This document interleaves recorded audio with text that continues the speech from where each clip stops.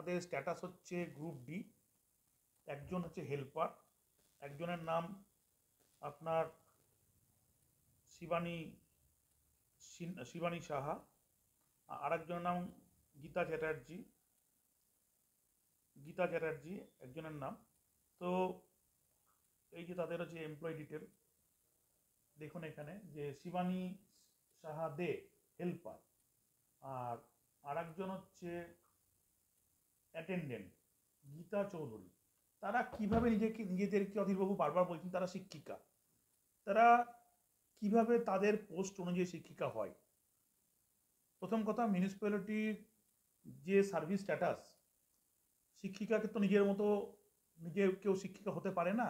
আর municipality কর্তৃপক্ষ কোনোরকম তাদেরকে কোনো অথরিটি দেয়নি তাদের শিক্ষকতা করার, কারণ তারা এলিজিবল নয়।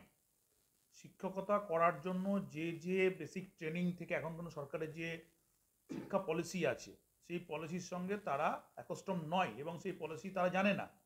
তাহলে তারা শিক্ষাকে কিভাবে হলো? তারা নিজেরাই দাবি করছে। দুই, তাদের বিরুদ্ধে নানাবিধ প্রচুর অভিযোগগুলো আছে, এটা দীর্ঘ সময় থেকে আছে, অধীরবাবুর সময় থেকেও আছে। এখন অধীরবাবুর জামানায় তারা যে স্বেচ্ছাচারিতা করে গেছেন, কারণ অধীরবাবুর জামানায় তো এটা অফিস ছিল না, এটা ছিল অধীরবাবুর ব্যক্তিগত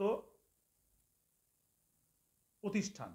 সেখানে চোর জোচ্চর থেকে আরম্ভ করে সেখানে তার ক্লাবের বিভিন্ন রকম যারা অধীরবাবুকে আমোদ প্রমোদ করাতো তাদেরকে এখানে চাকরি দিয়ে গেছেন। তো ঘটনা, তাদের সেই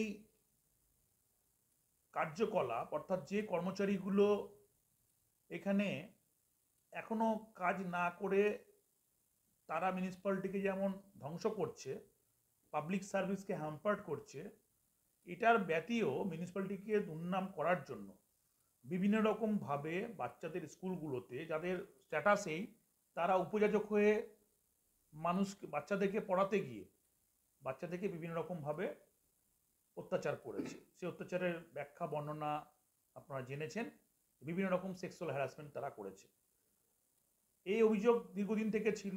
আমরা তাদেরকে বিভিন্ন রকমভাবে অ্যাকশন নেওয়ার চেষ্টা করেছিলাম, কিন্তু তারা কোর্টে দ্বারস্থ হয় এবং অনারেবল কোর্টের নির্দেশে তাদের মায়না ছেড়ে দেওয়া হয়। এবার যারা ভিকটিম ফ্যামিলি, তারা বারবার আমাদের কাছে আসে। আমরা বলেছি যে আমরা আমাদের যে স্ট্যান্ডিং কমিটি আছে এডুকেশনের, তার ওপর ভিত্তি করে আমি এনকোয়ারি রিপোর্ট আমরা তৈরি করেছি। যেহেতু বিষয়টা সাবজুডিস হয়ে আছে, সেই জন্য আমরা এটাকে থ্রু লিগাল কোর্স আমরা এটাকে অ্যাকশন নেব।